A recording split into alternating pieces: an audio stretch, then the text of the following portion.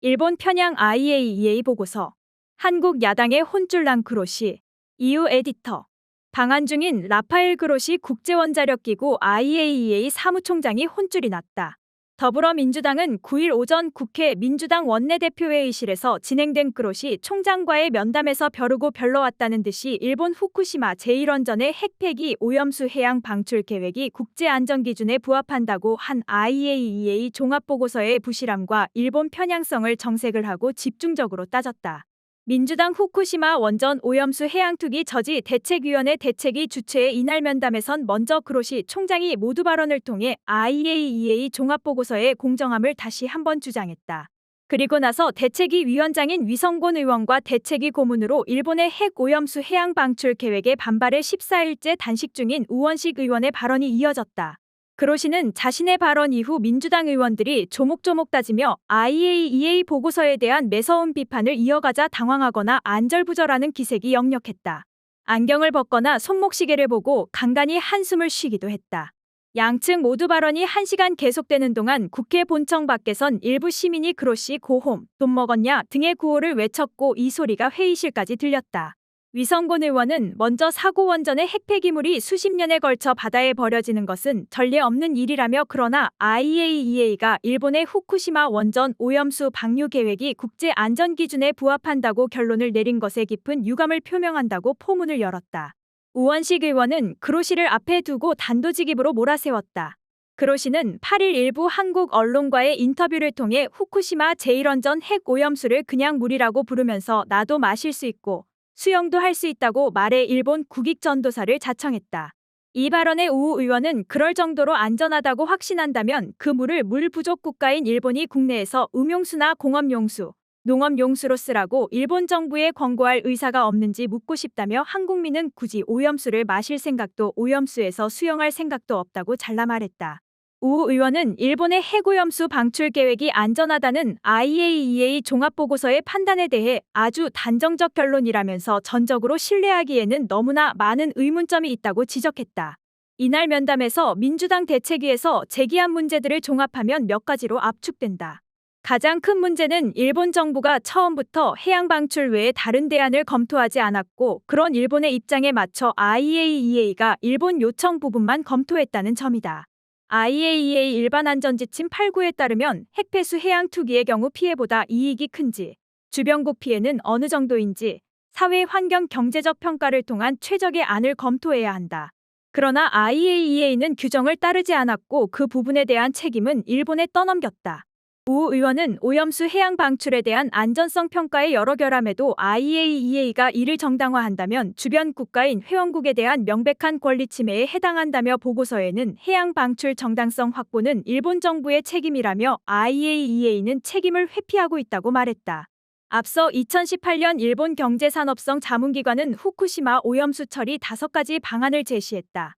우 의원에 따르면 지층 주입, 지하 매설, 수소 방출, 수증기 방출, 해양 방출 등이다.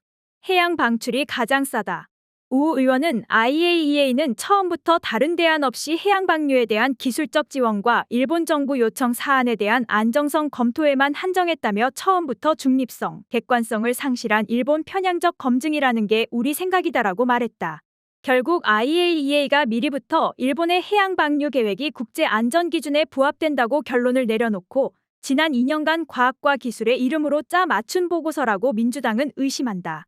2021년 일본의 방류 계획 발표 때 즉각적인 그로시의 환영 표명에서 보듯이 IAEA는 다른 대안을 전혀 검토하지 않은 채 애초부터 일관되게 해양 방류 방안을 지지해 왔다는 것이다.